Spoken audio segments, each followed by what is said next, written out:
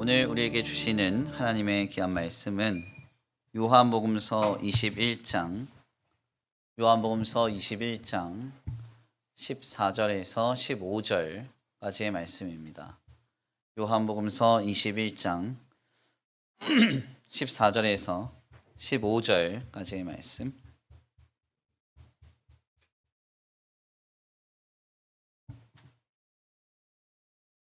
다 찾으신 줄 알고 다 같이 한 목소리로 함께 봉독합니다. 시작. 이것은 예수께서 죽은 자 가운데서 살아나신 후에 세 번째로 제자들에게 나타나신 것이라. 그들이 조밥 먹은 후에 예수께서 시몬 베드로에게 이르시되 요한의 아들 시몬아, 내가 이 사람들보다 나를 더 사랑하느냐 하시니 이르되 주님, 그러하나이다. 내가 주님을 사랑하는 줄을 주님께서 아시나이다. 이르시되 내 어린 양을 먹이라 하시고. 아멘. 할렐루야. 아멘. 할렐루야. 아멘. 오늘도 하나님의 예비하신 귀한 은혜가 있는 줄 믿습니다. 귀한 시간 하나님의 은혜로 새롭게 되시고 은혜 받고 변화받는 복된 시간 되시길 간절히 축원합니다. 다 같이 믿음으로 선포하겠습니다. 다 잘 되고 있습니다. 하나님께서 하십니다. 시작. 다 잘 되고 있습니다. 하나님께서 하십니다. 아멘. 다시 한번 믿음으로 선포합니다. 회개합시다. 진정한 회개로부터 역사가 시작됩니다. 시작. 회개합시다. 진정한 회개로부터 역사가 시작됩니다. 아멘. 오늘도 귀한 예배 가운데 나온 우리 성도들 모두에게 주님께서 회개의 영을 부어주사 하나님의 놀라운 부흥의 역사에 우리를 참여케 하시리라 믿습니다. 오늘은 귀한 시간 귀한 말씀을 통하여서 요한의 아들 시모나라는 제목으로 하나님의 귀한 말씀 함께 나누고자 합니다. 얼마 전에 남설은혜교회에 박완철 목사님께서 귀한 책 한 권을 선물해 주셨습니다. 총신대학교 역사신학 교수로 재직하신 뒤에 총장으로도 역임하셨던 박용규 교수님이 쓰신 세계 부흥 운동사라는 책이었는데요. 초대교회로부터 오늘날에 이르기까지 각 교회사의 현장 속에서 나타나고 또한 역사되었던 부흥의 각기 다른 사건들을 각 시대별로 하나하나 정리하여서 약 1000페이지가량의 분량으로 이렇게 우리에게 소개하고 있는 책입니다. 특별히 우리가 그 내용을 통해서 하나님께서 부흥하신 역사의 현장은 이러하구나, 이러한 은혜가 있었구나 하는 것을 발견하게 되는데요. 트리니티 신학교의 성경신학 교수인 윌버 스미스에 따르면 부흥의 역사에는 크게 10가지의 특징이 있다, 이렇게 전해집니다. 먼저 부흥은 도덕적인 타락과 민족의 어두움의 시대에 항상 일어났다는 점입니다. 우리 생각에는 거룩하고 경건하며 아름다운 어떤 문화와 세대의 흐름이 차고 흘러 넘쳐서 관영하듯이 터져나오는 것이 부흥의 역사라고 생각을 하게 될 텐데, 그렇지 않고 오히려 도덕적인 타락이 급증하고 민족의 어려움의 역사가 어둠의 시대처럼 잠식될 때에 부흥의 역사가 시작되었다, 이렇게 세계 교회에서는 우리에게 그 내용을 전합니다. 더 나아가서 각 부흥은 하나님의 순결한 한 종, 즉 한 사람의 심령으로부터 시작된다는 점이 공통적으로 확인이 됩니다. 어떤 특별한 많은 집단과 군중 속에서 부흥의 역사가 나타난 것이 아니라 하나님 앞에 신실했던 한 사람이 회개함으로써 하나님 앞에 바로 서기 시작할 때 부흥의 역사가 시작이 되었다는 것입니다. 세 번째로는 기도가 부흥의 핵심이라는 것이고요. 네 번째로는 각 부흥은 하나님의 말씀에 토대를 두었다는 점입니다. 하나님 지으신 모든 것이 선함에 감사함으로 받으면 버릴 것이 없나니 하나님의 말씀과 기도로 거룩하여짐이라. 아멘입니까? 말씀은 하나님의 말씀과 기도로 거룩하여진다고 말합니다. 그러니까 부흥의 동력은 기도이고 부흥의 토대는 말씀이 되는 것이죠. 다섯 번째로 부흥으로 인해서 사람들은 돌이켜서 하나님을 예배하게 되었고, 여섯 번째로 각 부흥은 그들의 주변에 있었던 우상을 파괴하는 모습으로 그 부흥의 역사가 이어진다는 점입니다. 일곱 번째로는 각 부흥을 통해서 죄로부터의 분리, 참된 회개가 나타나게 된다는 점이고, 여덟 번째로 모든 부흥은 사람들이 돌이켜서 하나님의 법에 순종하기 시작하는 역사의 양상을 보여준다는 겁니다. 결국 아홉 번째, 열 번째로 놀라운 기쁨과 즐거움이 회복되어서 부흥 후에는 각 민족의 번영의 시대가 도래하게 된다는 공통적인 특징이 있다고 이 윌버 스미스 교수는 우리에게 부흥의 특징을 전합니다.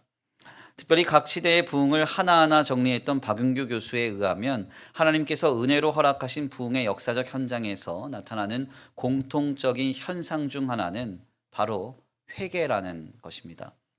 회개의 사건이 어떤 부흥의 역사의 현장이든 어떤 시대의 부흥이든 간에 항상 회개의 역사가 있었고 나타났고 감당되었다는 것이죠.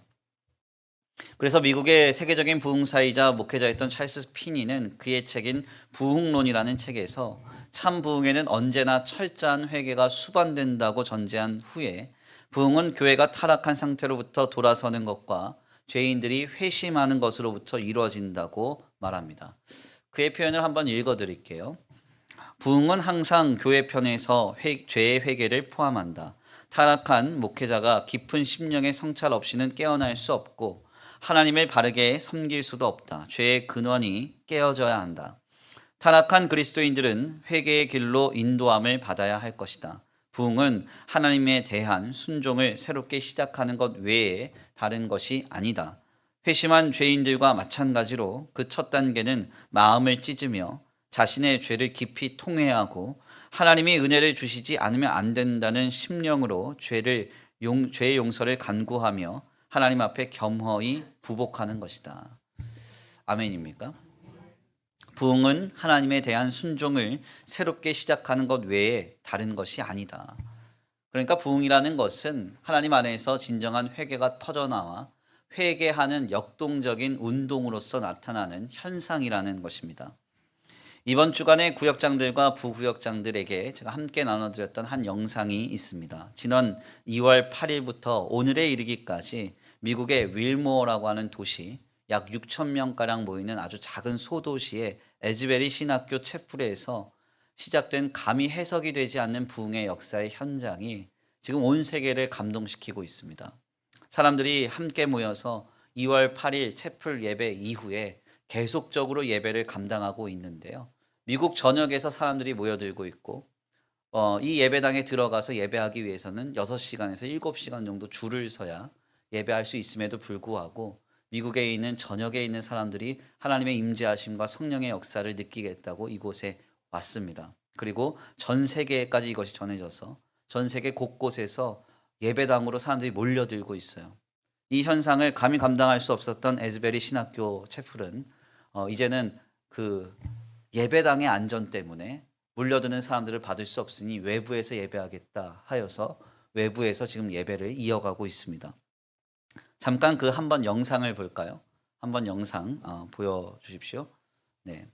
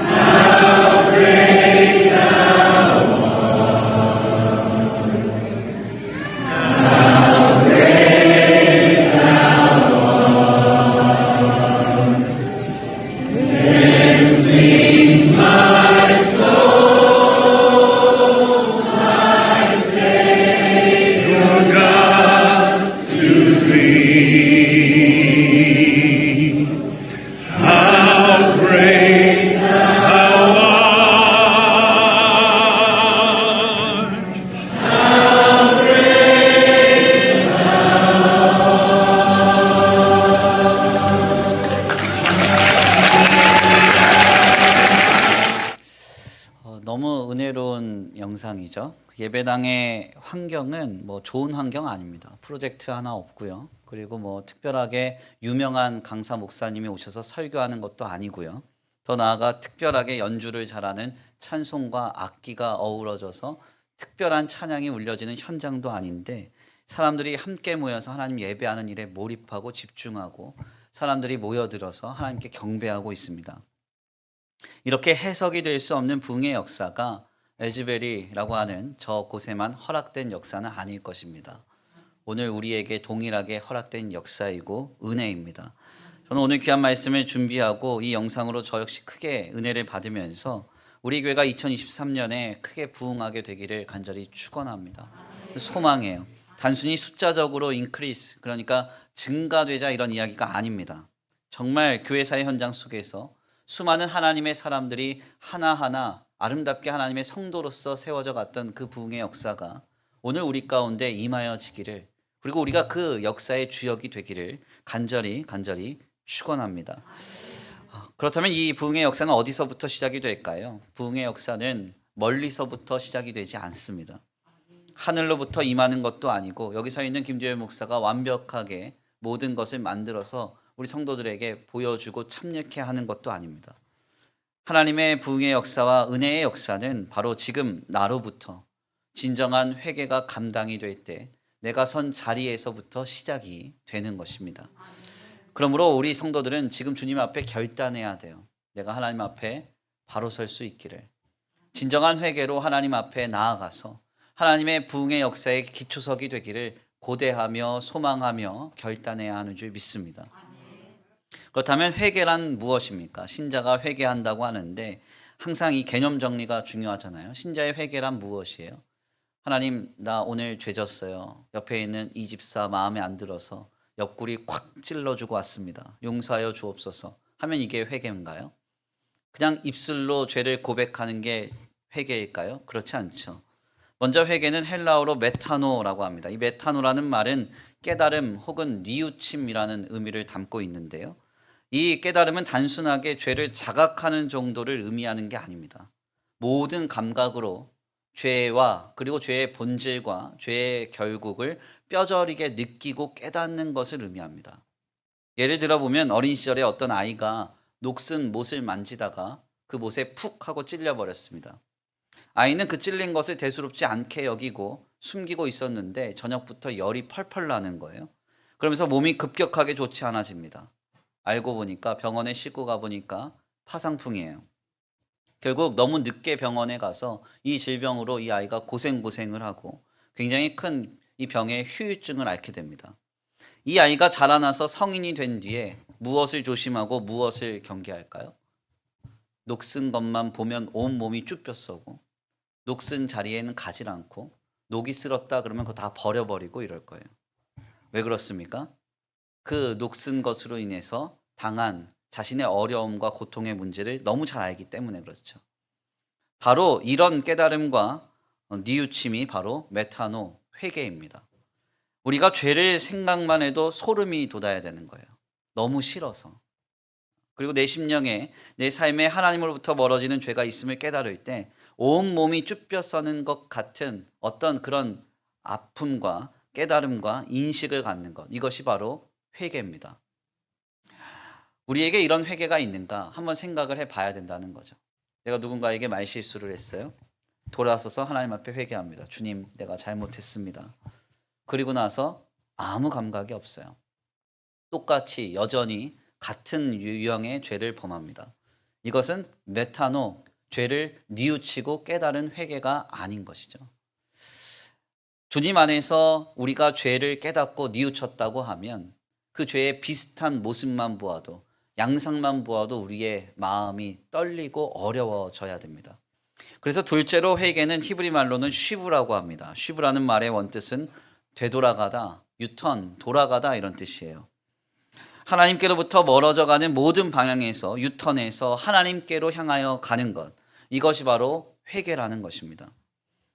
그러니까 하나님께 매달리지 않으며 내 힘으로, 내 능력으로, 내 지식과 내 소유로 살아갈 수 있는 양 의기양양하게 살아갔던 인생이 하나님으로부터 멀어지는 방향에 그 죄를 깨닫고 내가 하나님을 붙들어야 되겠다고 생각을 했다라고 한다면 이제는 돌이켜서 주님을 향한 그 삶의 방향으로 나아가는 거죠. 기도하지 않았던 자가 기도하는 것이고요. 진정으로 예배하지 않았던 자가 예배하는 겁니다. 하나님 앞에 우리 안에 무너진 신앙의 자리를 다시 한번 회복하는 것이죠. 하나님이 기뻐하시지 않았던 일을 했던 사람이 그 행동을 그치고 이제는 하나님이 기뻐하시는 일을 감당하며 살기로 작정하며 결단하며 나아가는 것. 이것이 쉬브, 돌이키는 회개입니다. 제가 언젠가 한번 말씀을 드렸어요. 제가 중학교 시절에 저랑 가깝게 지내는 친구 중에요. 잘 훔치는 친구가 있었습니다. 훔친 거 가지고 와서 친구들한테 이렇게 자랑을 해요. 나 이거 훔쳤다고. 그리고 훔쳤으니까 얼마나 이게 공짜예요. 그러니까 막 친구들 나눠줍니다. 근데 그 나눠주다가 그 어느 날 그 CD 세트를, 공 CD 세트를 애들 나눠주는데 저도 달라고 했어요. 근데 그 친구가 없다는 거예요. 너 줄 건 없다. 오늘 새로 훔쳐야 돼. 이런 거예요. 그래서 제가 그러면 훔쳐서 달라고 그랬어요. 따라오래요. 따라오면 제가 자기 준대요. 따라갔습니다. 어디로 갔냐? 여기 지금 이비스 호텔이 옛날에 킴스 클럽이었어요. 킴스 클럽. 킴스 클럽에 가서 자기가 훔쳐준다고 따라오래요. 따라갔어요. 저는 훔치는 거 구경만 하고 있었거든요. 얼마나 잘 훔치든지 막 자기 것처럼 막 다 담아요. 나오다가 걸렸잖아요. 경비원이요. 학교에도 알리고 집에도 알리고 일 때문에 얼마나 힘들었는지. 일단은 집에 가서 이제 저희 아버지한테 돼지게 혼나고요. 정말 뭐 너무너무 크게 혼나고. 학교에서도 얼마나 시달렸는지 몰라요. 당시에 저희 학교에 그 영어 선생님이요. 저희 아버지 후배였거든요. 얼마나 창피한지. 진짜 교무실을 들어갈 수가 없는 거예요. 저는 그날 이후로 킴스클럽 망할 때까지 안 갔어요. 근처도 안 갔어요. 근처도. 언젠가 다 커가지고 한참 지난 다음에 NC 그 뉴코아에 갔거든요. 지하 매장에 보니까 킴스클럽 써 있더라고요. 심장이 막 떨리기 시작하는데 이게 바로 쉬브입니다. 죄의 자리를 보기만 해도 손이 떨리고 눈이 떨리고 마음이 떨려서 근처도 안 가는 거예요. 진정으로 회개한 사람은 그래서 이와 같은 모습을 보이죠. 동일한 죄를 반복해서 짓지 않아요. 왜? 돌아섰기 때문에. 다윗이요, 밧세바와 간음한 뒤에 그가 보인 행보가 있습니다. 어떻게 하는가? 혼이 나지 않은 관계라면 여인을 심상에 들이지 않아요. 노년에 몸이 차니까 그의 신하들이 그 다윗을 생각한다고 어린 소녀를 넣어줍니다. 안고 자라고. 그랬는데 다윗이 이것을 거부했다고 성경에서 말하고 있어요. 왜 그렇게 했느냐? 쉬브, 회개했기 때문이에요. 회개했기 때문에. 우리도 이런 회개가 필요합니다. 메타노, 크게 깨달아야 돼요. 온 몸이 쭈뼛쭈뼛 설 만큼 내 안에 있는, 그리고 내 삶의 자리를 잡고 있는 죄를 깨달아야 됩니다. 동시에 쉬브, 깨달았다고 한다면 죄의 자리, 죄의 방향에서 단번에 돌아서야 되는 거예요. 하나님 기뻐하시는 방향으로 삶을 조정해야 되는 거예요. 그러므로 우리에게 이런 회개가 감당되기를 간절히 축원합니다. 문제는 이 회개가 반드시 한 가지의 단계를 겪는다는 것이죠. 그것이 무엇이냐?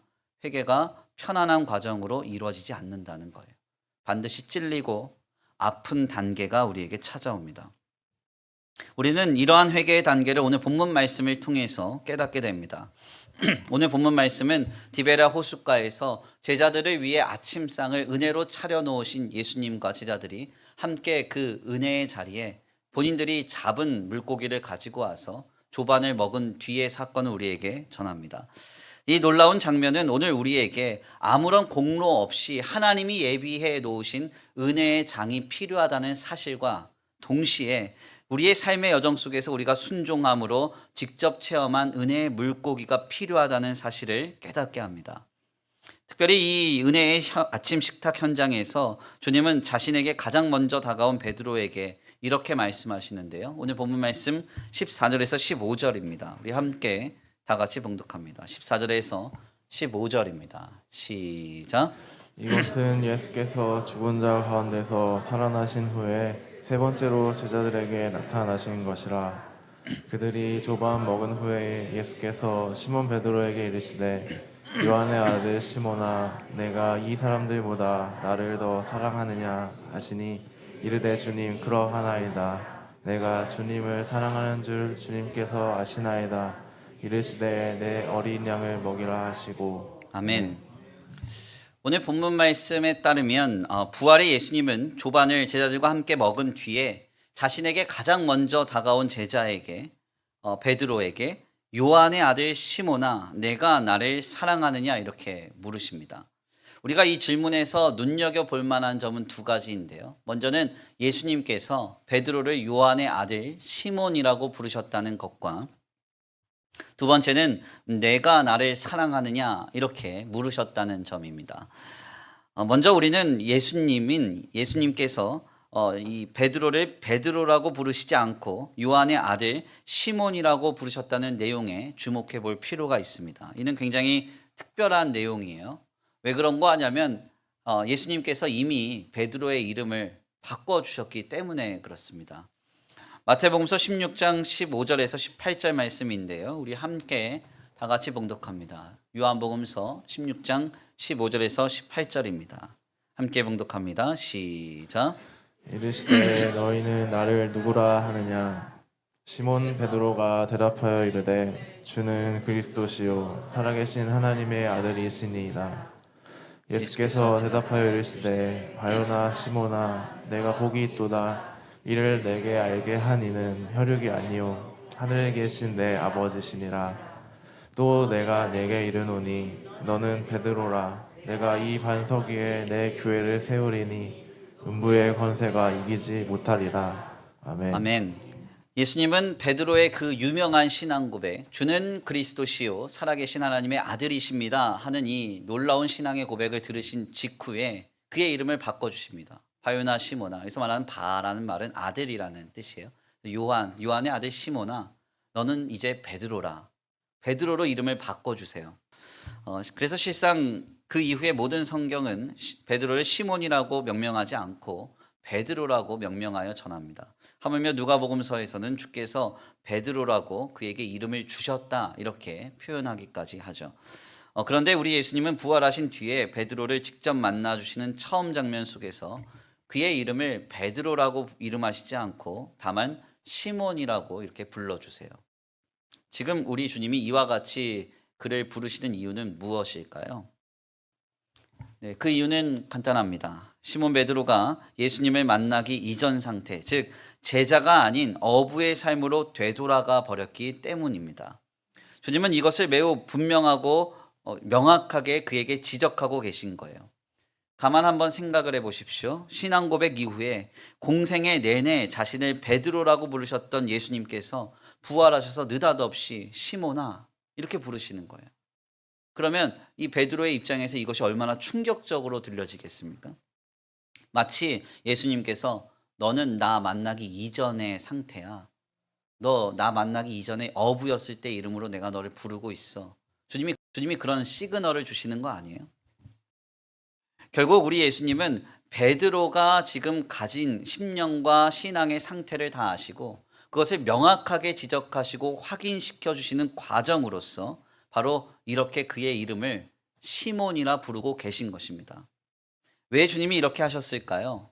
주님을 떠나는 죄의 문제는 그냥 덮고 갈 수 있는 문제가 아니기 때문입니다. 분명하게 보고 파악하고 처절하게 깨닫고 돌이켜야 하는 것이 바로 이 죄의 문제예요.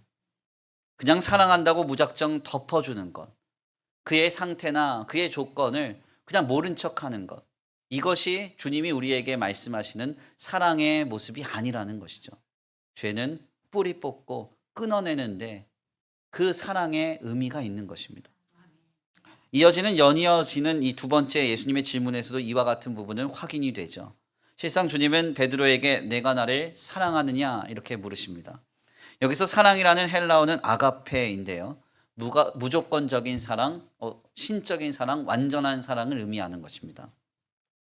헬라적 관점에서 사랑이란 크게 네 가지의 사랑을 말합니다. 먼저는 에로스라는 사랑의 단어가 있어요. 남녀 간의 사랑, 이성적인 사랑입니다. 그리고 스토르게라는 사랑이 있어요. 부모, 자식 간의 사랑을 표현할 때는 스토르게를 씁니다. 그리고 나서 필레오라는 사랑이 전해지곤 하는데 이것은 형제나 형제와 같은 친구 간에 사랑하는 것. 사실 우리가 살아가면서 이런 사랑 고백하잖아요. 남녀 간에 서로 사랑합니다 고백하기도 하고 때때로는 부모 자식 간에 서로 사랑합니다 고백하기도 해요. 혹은 형제나 친구 간에 서로 사랑한다 이렇게 이야기하지만 각각의 사랑이 약간 본질적인 특징과 차이가 있죠. 그런데 이 모든 사랑을 초월해서 완전한 사랑, 무조건적인 사랑, 그리고 하나님만이 우리에게 주실 수 있을 것 같은 그런 어떤 특별한 사랑을 말할 때는 이 아가페라는 말을 씁니다. 예수님은 지금 베드로에게 아가페로 질문하세요. 네가 나를 사랑하느냐? 네가 나를 사랑하느냐? 아가페 하느냐? 그러니까 우리 예수님은 베드로에게 너는 지금 무슨 일이 생겨도 나를 사랑할 수 있니? 어떤 상황과 어떤 조건과 어떤 사건이 휘몰아쳐도 나를 사랑할 수 있니? 이걸 물으시는 거예요. 이 질문을 들을 때 베드로는 자연스럽게 한 가지 상황이 떠올랐을 것입니다. 어떤 상황일까요? 바로 최후의 만찬 자리죠. 최후의 만찬에서 예수님은 제자들 중에 나를 배반할 자가 있다고 말씀하십니다. 그때 이 이야기를 듣던 베드로가 뭐라고 말해요? 주여, 모두가 주님을 버린다 할지라도 나는 주님을 버리지 않겠습니다.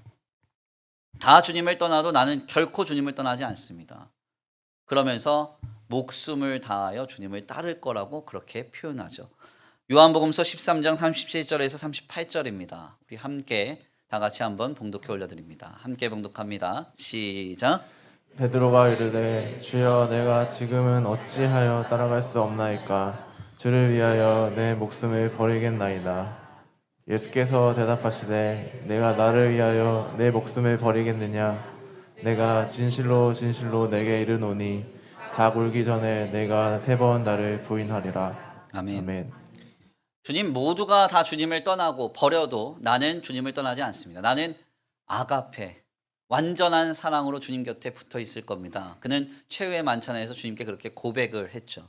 중요한 점은 그 말 직후에 우리 예수님은 너는 나를 3번 부인하며 저주할 거야.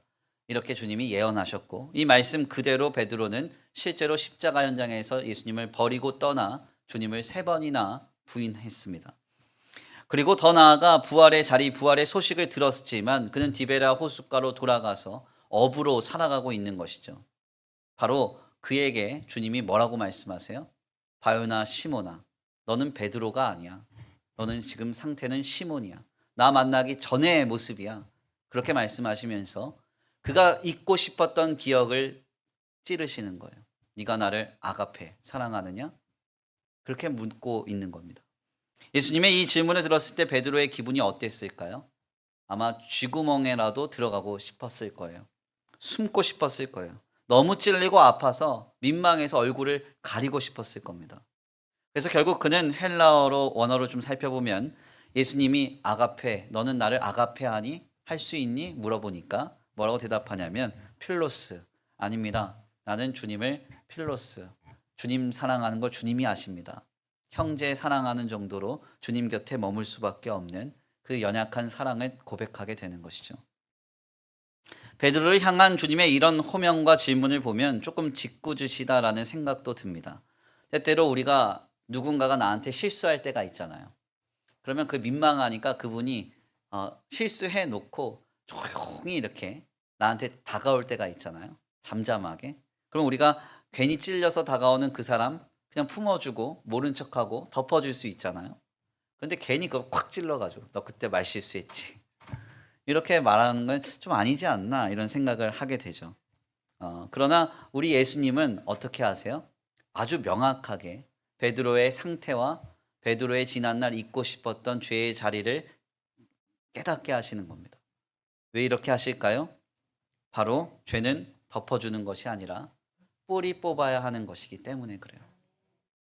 교회가 사랑해야 된다고 말합니다. 우리의 사랑이 죄와 악을, 누군가의 어떤 범죄와 실수를 무조건 덮어주는 겁니까? 그렇지 않습니다. 주님의 교회의 사랑은 죄를 깨닫게 하고, 아멘, 죄를 인식하게 하고 다시는 죄에 서지 않도록 그 죄를 끊어주고 뽑아주는 것을 의미해요. 그래서 죄에서 돌이키는 과정인 회개는 깨지고 찔리고 뼈아픈 과정입니다. 우리는 그 현장을 구약의 역사의 속죄 제사의 자리에서 확인할 수가 있어요. 간혹 구약의 제사를 찬양으로 노래하면서 굉장히 은혜롭고 즐거운 제사로서 많이들 찬송하시는데요.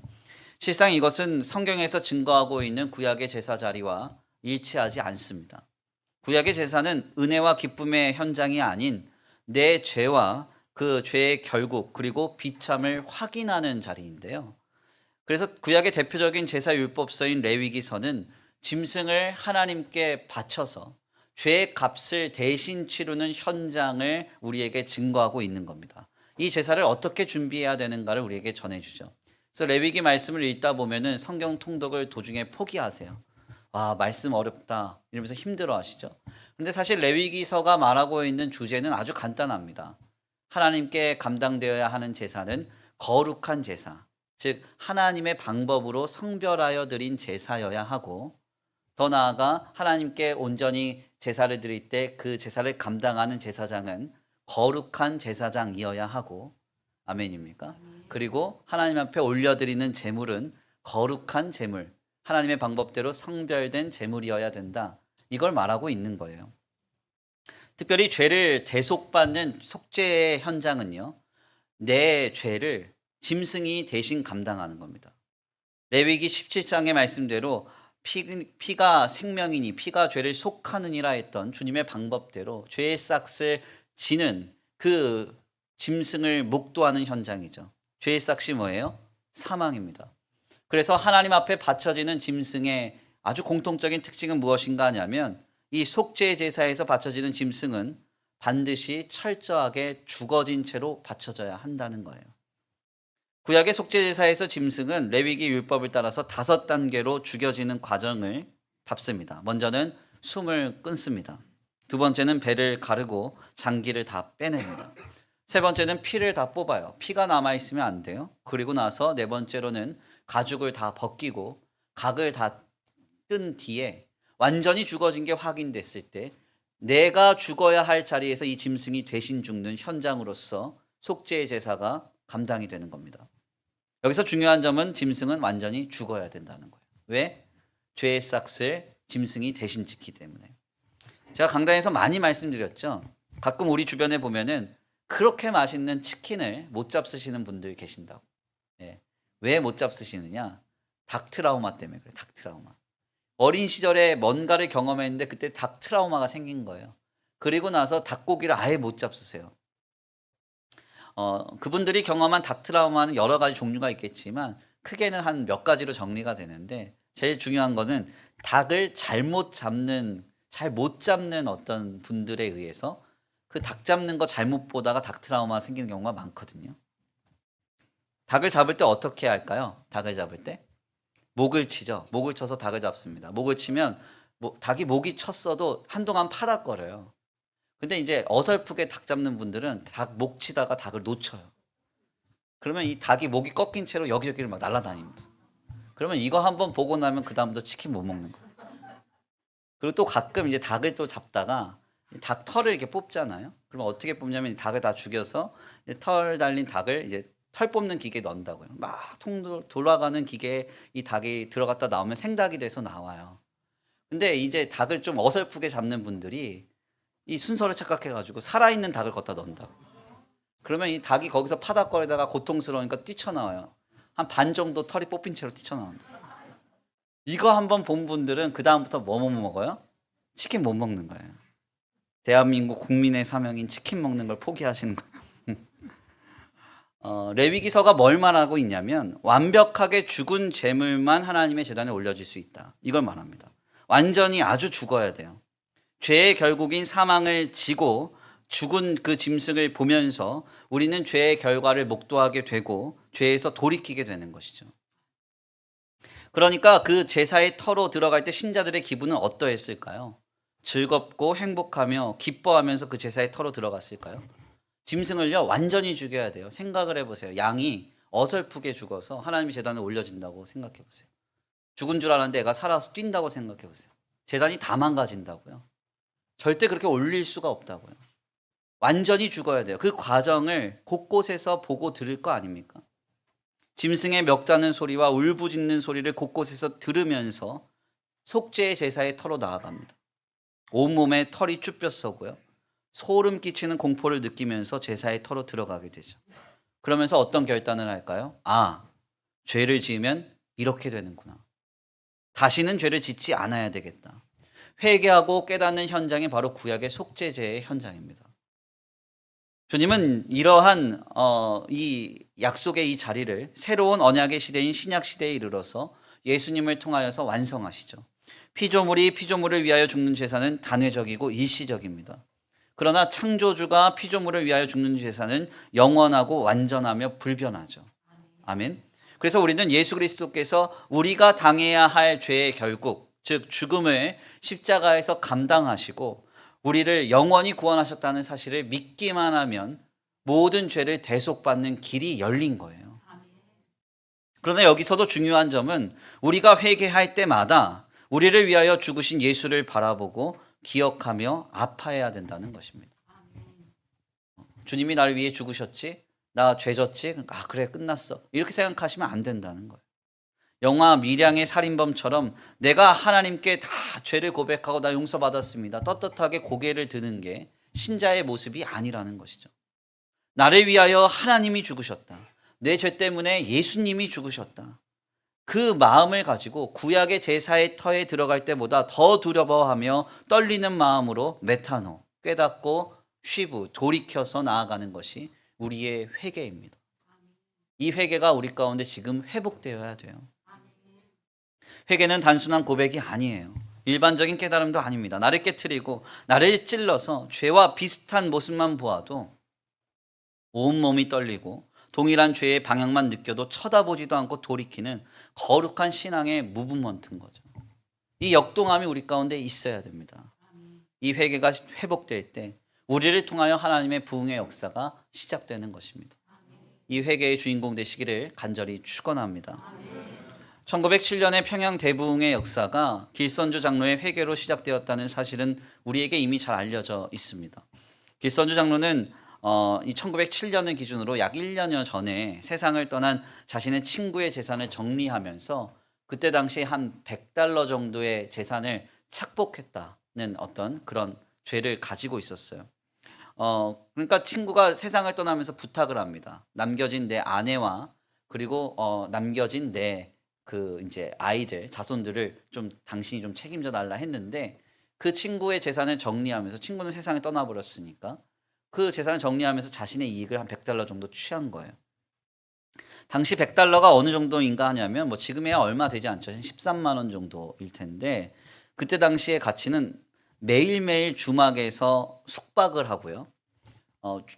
이 명절 때만 먹을 수 있었던 고기를 삼시세끼 닭백숙만 먹는다고 할 때 이 $100를 갖고 얼마만큼 생활할 수 있냐면 약 2,000일 정도 생활할 수 있습니다. 그러니까 6년 정도요. 그러니까 제가 이제 좀 계산이 빠르잖아요. 그래서 계산을 해봤어요. 매일매일 하루 숙박비 10만 원으로 잡고 매일매일 삼시세끼를 치킨 시켜 먹는 거예요. 네, 생각만 해도 행복해요. 자, 그러니까 적어도 얼마 나오냐면 3억이 넘게 나옵니다. 굉장히 큰 돈이죠. 이 엄청난 돈을 훔친 일을 아무도 모르고 본인만 알고 있었는데 성령께서 그의 심령을 강하게 역동하셔가지고 찔려서 견딜 수가 없는 거예요. 그래서 결국 그 1907년에 부흥 집회 현장에서 집회 도중에 자신이 죄를 범하였다고 죄를 낱낱이 고백합니다. 사람들 앞에. 그리고 나서 그 돈도 돌려줘요. 바로 이 역사의 시작이 평양 대부흥의 시작점이 되었다고 많은 사람들에게 알려져 있습니다. 실상 그런데 교회 사학자들은 1907년 부흥보다 한 4년 정도 앞선 1903년 8월 24일에서 30일까지 있었던 원산 지역 선교사 기도회에 더 주목을 해요. 이게 바로 1907년 부흥의 시작점이었다 이렇게 분석을 합니다. 이 부흥의 역사의 시작은요, 하디라고 하는 한 선교사의 회개였는데 여기서 주목할 만한 점은 하디 선교사가 회개한 내용이 길선주 장로의 경우처럼 도덕적이며 윤리적인 차원에서의 범죄 행위가 아니었다는 거예요. 하디가요, 의료 선교사였습니다. 당시 세계 최고의 명문 대학이라고 불렸던 토론토 대학의 의과대학을 졸업하고요. 그리고 구한 말에 조선 땅의 의료 선교사로 입국을 합니다. 그런데 그 내면에 무엇이 자리 잡고 있었느냐? 학력에 대한 교만, 그리고 의사라는 직업에 대한 교만, 영국 시민이라는 것과 백인 우월주의가 그를 잡고 있었어요. 한참 뒤떨어진 구한말 조선 땅의 환경과 한국인에 대한 편견, 인종차별 이런 것들이 그에게 자리 잡고 있었습니다. 특별히 그가 원산 지역 선교사 기도회에 설교를 부탁받게 되는데 이때 하나님이 그에게 감동하셔서 성령이 그의 마음을 깨트리세요. 결국 그는 기도회가 시작되기 전부터 말씀을 통해 은혜 받고 기도회 내내 울면서 선교사들 앞에서 공개적으로 자신의 죄악과 잘못을 토로하기 시작했습니다. 바로 이것이 원산 부흥 운동으로 이어졌고 이는 1907년 평양 대부흥의 역사로 이어지게 되는 것이죠. 실상 하디 선교사는 그날의 일을 이렇게 고백했습니다. 그것은 고통스럽고 굴욕적인 경험이었다. 이렇게 고백했어요. 회개했다고 하니까 마음 편안하게 정말 하나님 주신 기쁨으로 회개했느냐? 그게 아니라 고통스럽고 굴욕적으로 하나님이 나를 이끄셨다는 거예요. 저는 우리가 하디의 회개를 더욱 주목해 보아야 한다고 생각합니다. 드러나는 범죄야 어찌되었건 회개하지 않을 수 없죠. 양심이 있다면 회개할 겁니다. 그러나 하디의 고백은 가히 충격적이에요.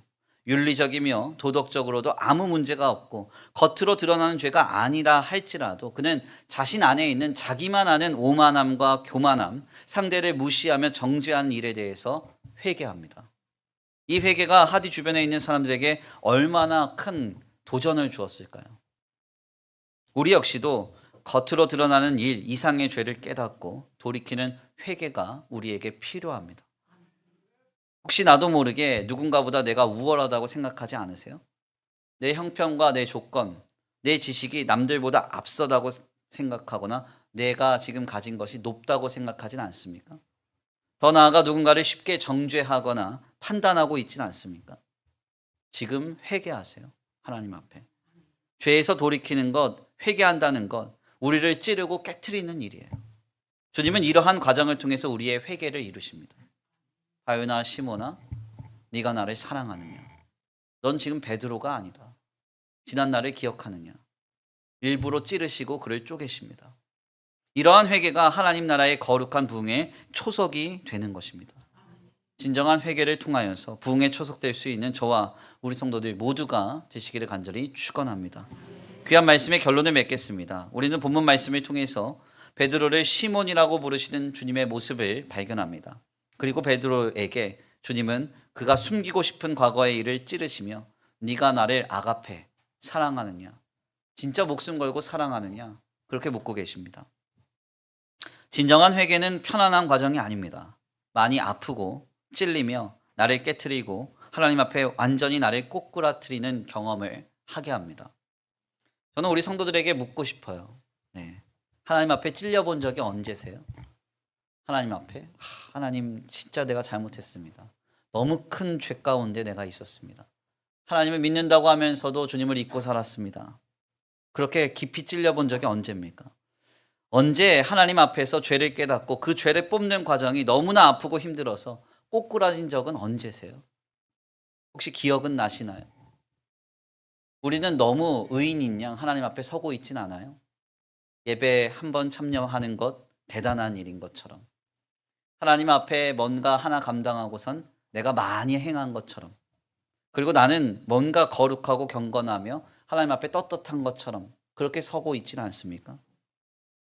길선조 장로처럼 겉으로 행해진 범죄라면 당연히 회개해야 합니다. 그러나 하디 선교사처럼 숨겨진 죄라도 우리는 진정으로 깨달아 돌이켜야 합니다. 요한의 아들 시몬아, 네가 나를 사랑하느냐? 이 음성을 이 아침에 들을 수 있게 되길 간절히 축원합니다. 이 주일 아침에 우리에게 말씀하시며 우리를 깨트리시는 주님의 음성을 들으십시오.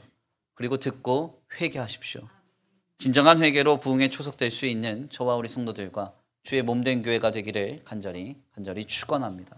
우리 이 시간 귀한 말씀 붙들고 함께 기도하겠습니다. 찬양의 가사를 생각하시면서 힘차게 박수 치시면서 하나님 앞에 찬양하겠습니다. 100년 전 이 땅 위에 진정한 회개가 있었을 때 주의 교회가 빛이 되기 시작했습니다. 하나님, 죄를 메타노 깨닫길 원합니다. 죄에서 쉬부 돌이키기 원합니다. 우리 다 같이 힘차게 박수 치시면서 주님 앞에 고백하고 나아가겠습니다. 박수 치시면서 찬양합니다. 100년 전 이 땅 위에 진정한 회개가 있었을 때 주의 교회는 빛이 되기 시작하였네. 흑암이 이 민족을 멸망의 끝으로 몰아갈 때 주의 백성은 깨어 있었네.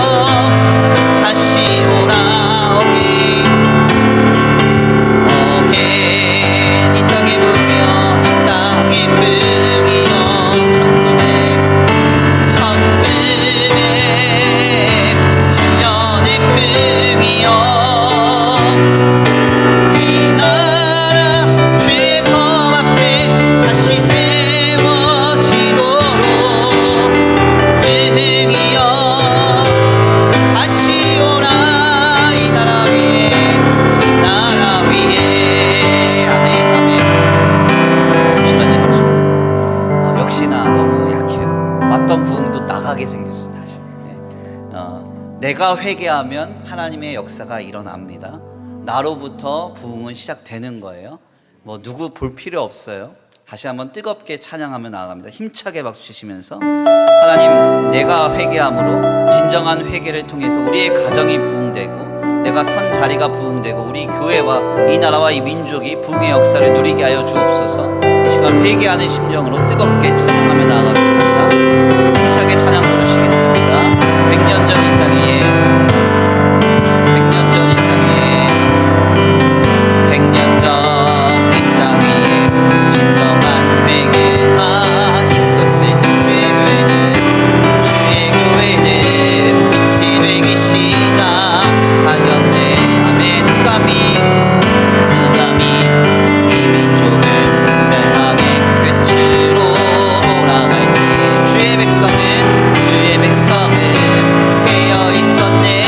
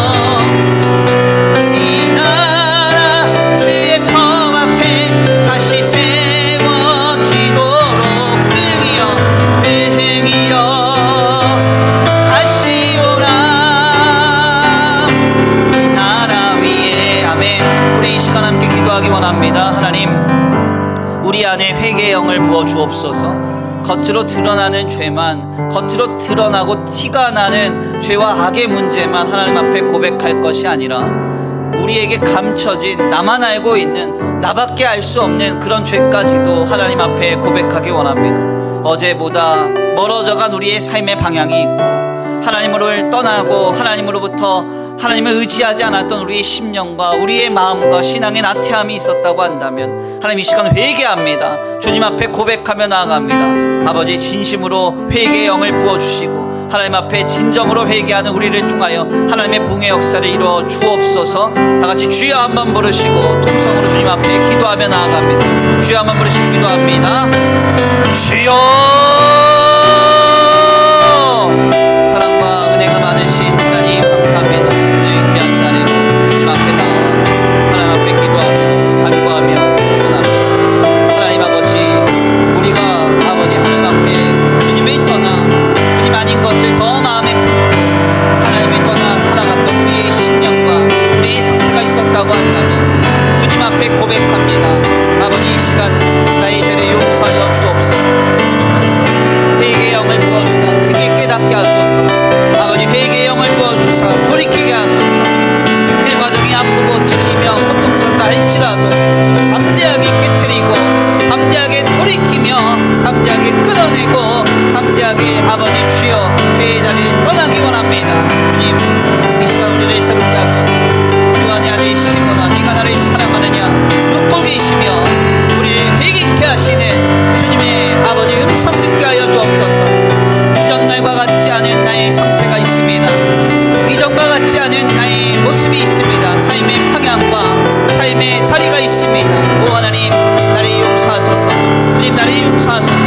주여, 나를 새롭게 하소서. 이 시간 하나님 앞에 다시 한번 회개를 결단하오니 나의 회개를 통하여 우리 가정이 살아나게 하시고 나의 신조와 회개를 통하여 우리 사업장이 살아나게 하시고 나의 회개를 통하여 아버지 우리가 선 자리와 아버지 주님의 교회와 아버지 이 나라의 민족이 하나님의 부흥의 역사를 아버지 누리고 경험할 수 있도록 주님 붙들어 주시옵소서. 인도하실 줄 믿습니다. 함께 하실 줄 믿습니다. 주님, 아버지 이 시간 아버지 앞에 아버지 회개의 영을 부어주사 아버지 앞에서 우리 성도들 모두 다 진심으로 회개하며 그 회개의 역사를 이루고 하나님 앞에 아버지 죄의 문제를 대속받고 나의 죄를 위하여 돌아가신 예수님으로 말미암아 다시 한번 깨끗하게 되어 하나님의 부흥의 주역이 될 수 있도록 하나님 역사의 주역이 될 수 있도록 주님 붙들어 주시옵소서. 함께 하실 줄 믿습니다. 인도하실 줄 믿습니다. 역사하실 줄 믿습니다. 오실 줄 믿습니다.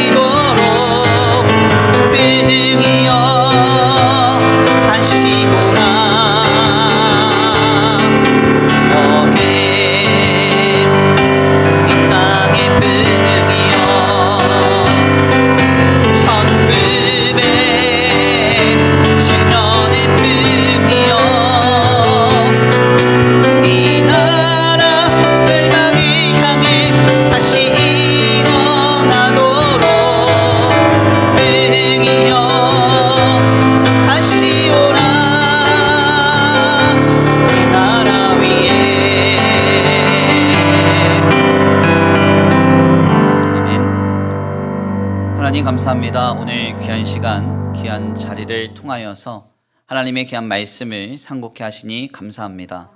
하나님, 그렇습니다. 부활하신 예수님께서는 자신에게 가장 먼저 다가온 베드로의 상태와 죄의 문제를 주님은 간과하지 아니하시고 그에게 요한의 아들 시모나 내가 나를 사랑하느냐 물으시며 그가 진정으로 깨닫고 회개할 수 있는 기회를 주셨음을 말씀을 통하여 깨닫게 하시니 감사합니다.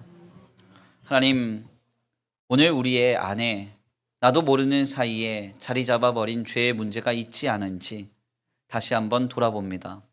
어제보다 오늘 더 하나님께 가까이 나아가야 할 터인데 혹시 어제보다 하나님께로부터 멀어져간 오늘이 아닌지, 이전보다 더 주님을 의지하고 신뢰하며 붙들지 않는 우리의 신앙은 아닌지, 우리의 삶의 방향과 우리의 삶의 걸음이 점점 죄의 방향으로 치닫고 있지 않은지 다시 한번 돌아봅니다.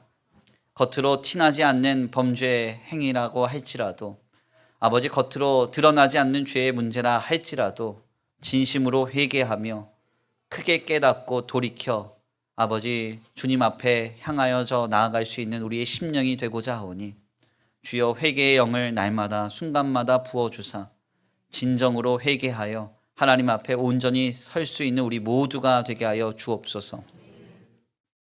예수 그리스도의 보혈로 죄를 대속받아 회개한 심령을 주님이 크게 들어 사용하시리라 믿습니다. 회개한 나를 통하여서 우리의 가정의 부흥의 역사가 시작될 줄 믿습니다.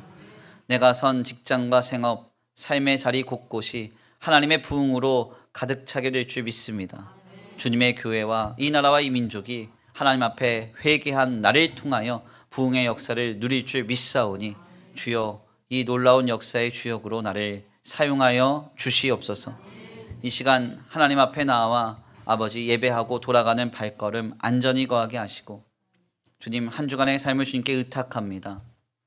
하나님께서 돌보아 주시고 은혜 베풀어 주셔서 간절히 원하옵기는 한 주간의 삶의 모든 순간에 우리를 눈과 같이 지켜보호해 주시옵시고, 주님께서 하루하루 인도하시며 보호하시며 함께 하시는 복된 한 주간 되게 하여 주시옵소서. 이 시간 주님 앞에 귀한 예물 올려드립니다. 이 예물이 쓰여지는 곳곳마다 영혼과 생명이 살아나게 하시고 하나님의 나라와 주님의 복음을 위하여 쓰임받는 거룩한 예물 되게 하여 주시옵시되, 간절히 원하옵기는 들어진 손길 위에 복의 복을 더하여 주셔서 하늘의 신령한 복과 땅의 기름진 복으로 차고 흔들어 넘치도록 공급하사 이삭이 흉년 속에서 100배의 결실을 얻었던 복과 은혜의 공급이 우리의 가정과 생업 위에 임하게 하여 주시옵소서. 도우실 줄 믿고 감사함을 올려드리오며 사랑과 은혜가 많으신 우리 구주 예수 그리스도의 이름으로 감사하며 기도 올려드립니다. 아멘. 이제는 우리 주 예수 그리스도의 은혜와 성부 하나님의 극진하신 사랑하심과 성령 하나님의 내주 교통하심이 오늘 귀한 말씀 가운데 깨닫고 진정한 회개로서 죄를 깊이 깨달아 죄의 방향에서 돌이켜 하나님께로 향하기로 결단하는 모든 성도들 머리 위에 이제로부터 영원토록 함께 있을지어다. 아멘.